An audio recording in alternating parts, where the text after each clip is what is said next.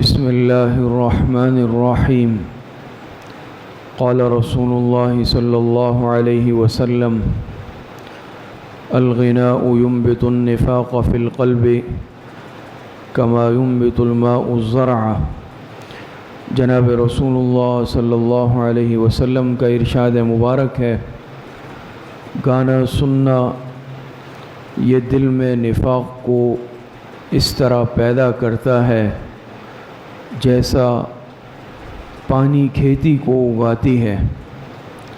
یعنی اس حدیث مبارکہ میں تشبیہ دی گئی، جس طرح پانی دینے سے کھیتی تیزی سے اگتی ہے، بڑھتی ہے، اسی طرح جو انسان گانا سننے کا، گانے بجانے کا شوقین اور عادی ہو جاتا ہے، اس کے دل میں اس گانوں کی وجہ سے نفاق پیدا ہو جاتا ہے۔ اور ظاہری بات ہے، نفاق کا پیدا ہونا یہ انسان کے قلب کو مردہ کر دیتا ہے، انسان کے دل کو تباہ کر دیتا ہے۔ لہٰذا گانا سننا یا خود گانا گانا، آلات موسیقی کو استعمال کرنا، یہ شرعاً ناجائز اور حرام ہے۔ اور روایات سے ثابت ہے کہ جو شخص موسیقی سنتا ہے، قیامت کے دن اس کے کانوں میں پگھلایا ہوا سیسا انڈیلا جائے گا۔ آج افسوس کے ساتھ کہنا پڑتا ہے کہ یہ ایک ذہن بنا دیا گیا ہے اور کہا جاتا ہے کہ موسیقی روح کی غذا ہے۔ مسلمان کو اس چیز کا عادی بنایا جا رہا ہے۔ لہٰذا جہاں دیکھا جائے کہ انسان کوئی دکان میں بیٹھا ہوا ہے، گانا لگایا ہوا ہے، کوئی اپنا کاروبار کر رہا ہے تو گانا سنتے ہوئے، یا بعض لوگ اس طرح ڈرائیونگ کرتے ہیں کہ بھئی اس کے سنے بغیر ہم گاڑی نہیں چلا سکتے۔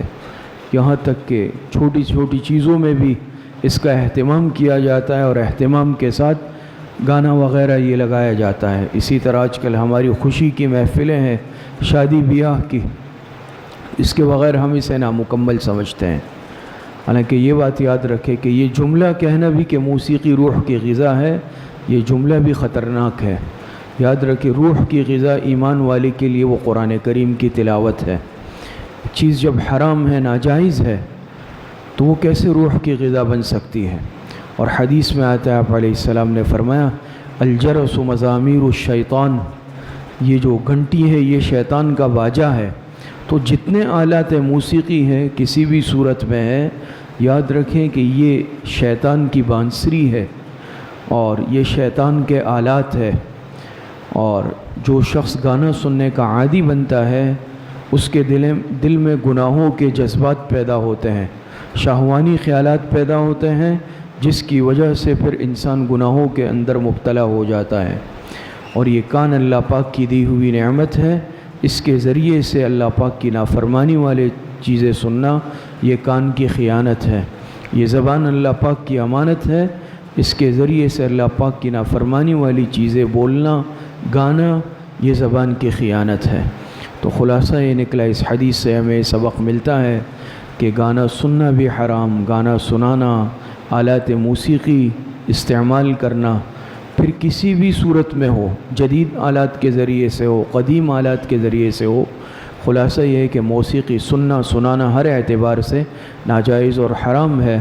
اللہ پاک ہمیں اس سے محفوظ فرمائے، صحیح عمل کی توفیق عطا فرمائے۔ الحمدللہ رب العالمین والعاقبۃ للمتقین۔